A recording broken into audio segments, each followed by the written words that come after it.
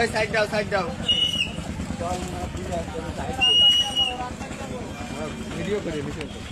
Video তো আমি করতেছি।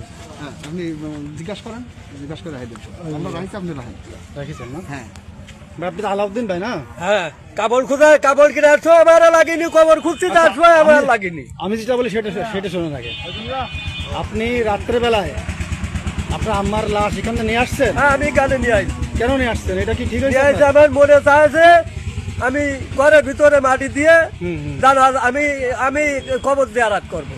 সবসময় মার কবর দেখবো। এইটা কি ধর্মীয় বিধান আছে আপনার কোথাও? নেই, আমি রাখি।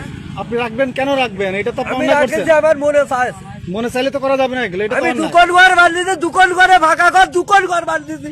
একখান ঘরে আমি আমার মার। ঠিক আছে, কিন্তু এটা তো ঠিক না। এটা ঠিক করছেন আপনি?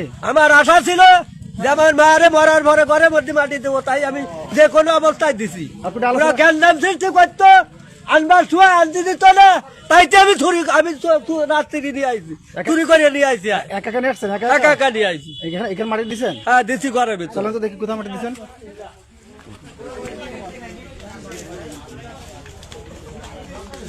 সম্মানিত ভিউয়ার্স,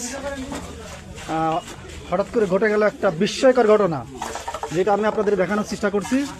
আপনারা দেখতে পাচ্ছেন আলাউদ্দিন ভাই, উনি যে ঘরে ওনার মায়ের লাশ কবরস্থান থেকে উঠিয়ে নিজের ঘরে দাফন দিয়েছেন, আমি সেখানে যাওয়ার চেষ্টা করছি। সম্মানিত ভিউয়ার্স, তালা খুলতে উনি আস্তে আস্তে আস্তে আস্তে আস্তে আপনারা যান না, আস্তে আস্তে আস্তে আস্তে আস্তে আস্তে। এই যে সম্মানিত ভিউয়ার্স, এই হচ্ছে ওনার ঘর। আলোটা দাঁড়া, তার আলোটা এটা লাইট জ্বালানো যায় জায়গায়। মুসলমান আইন সম্মানিত ভিউয়ার্স, কিছু নিয়ম কানুন আছে, আবারও দেখানোর চেষ্টা করছি আপনাদেরকে। সেই আইন অনুযায়ী এই হচ্ছে আলাউদ্দিন ভাইয়ের আপনার কি মায়ের কবর, যে কবরটা উনি নিজেই শরিয়া মোতাবেক আমার মনে ঠিক হয়নি, তারপরেও আমার মনে চাই জানু কইনি। আচ্ছা, দেশে একটা আইন আছে, রাষ্ট্রীয়ভাবে আইন আছে, সেই অনুযায়ী কি ঠিক আছে? সম্মানিত ভিউয়ার্স, আপনারা দেখতে পাচ্ছেন উৎসুক জনতা এখানে ভিড় করছেন। তবে আমার মা আমার মনে চাইছে আমি এইভাবে নিয়ে চলে আসছি, নইলে এরাই সব সময় আটক বাধা করছে। আচ্ছা, আমি আপনার কাছে দু একটা প্রশ্ন করবো, ঠিক আছে? আপনি উত্তর দিবেন তো? হ্যাঁ। আপনার আম্মা মারা গেছে কত আগে? আমার মা মারা গেছে শনিবারের দিন। শনিবারের দিন আপনি সেখানে উপস্থিত ছিলেন? হ্যাঁ, ছিলাম। এই লাশ দাফন করার সময় ছিলেন সেখানে? না। কোথায় ছিলেন আপনি? আমার মোটে কোন সময় কোনো কাজে লাগেনি। আপনি তো উপস্থিত ছিলেন সেখানে, তাই না? হ্যাঁ, সাইডে ছিলাম। আচ্ছা, কবর খুঁজতে যাওয়ার সময় এই রাস্তার সাইডে বসা ছিলাম, এই রাস্তাতে যাচ্ছে লোকজন কবর খুঁজছি।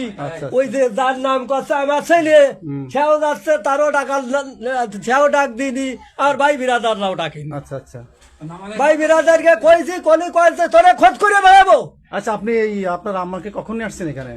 আমি এখানে রাত কয়টায় নিয়ে আসি তো বলতে পারি না, তবে গত রাতে নিয়ে আসছেন? হ্যাঁ, এই যে রাত, এই রাত্রি। আচ্ছা আচ্ছা, আমি এই মাটি দিয়ে ওই কাপড় তোল বালতিতে দিয়ে চলে গেছি। আমার অযথা খিদে লাগে গেল, এইবার একটা দান করে দানা দাম সরি করে ওইতে খাওয়া করে আইলাম। রাত্রি আর খাইনি। আমার এই রাত্রি এই সারা রাত এইভাবে কাটিয়ে দিচ্ছি, অযথা খিদে লাগিল। তা বাজারে গেলাম খাতি, ওই কাপড় তোল দা ধুয়ে ওইভাবে বালতিতে ভিজে রেখে। আচ্ছা আচ্ছা, আপনি এখানে একা একা কবর দিচ্ছেন এখানে? হ্যাঁ, একা একা দিই। কেউ ছিল না আপনার সাথে? না, তা ওই সাবল কান্দে কুদাল কোদাল দিয়ে আমার কোনো এই এক সাবল। হ্যাঁ। আচ্ছা আচ্ছা আচ্ছা, একাই ছিলেন? একাই ছিলাম। আচ্ছা, আর ওইতে ডাইরেক্ট কাটতে খুঁজছিলাম। আচ্ছা, ঠিক আছে ঠিক আছে। সম্মানিত ভিউয়ার্স, এই হচ্ছে ওনার মায়ের সে কবর, যে কবরটি উনি নিজে হাতে একটা সাপল দিয়ে এখানে দাফন করেছেন।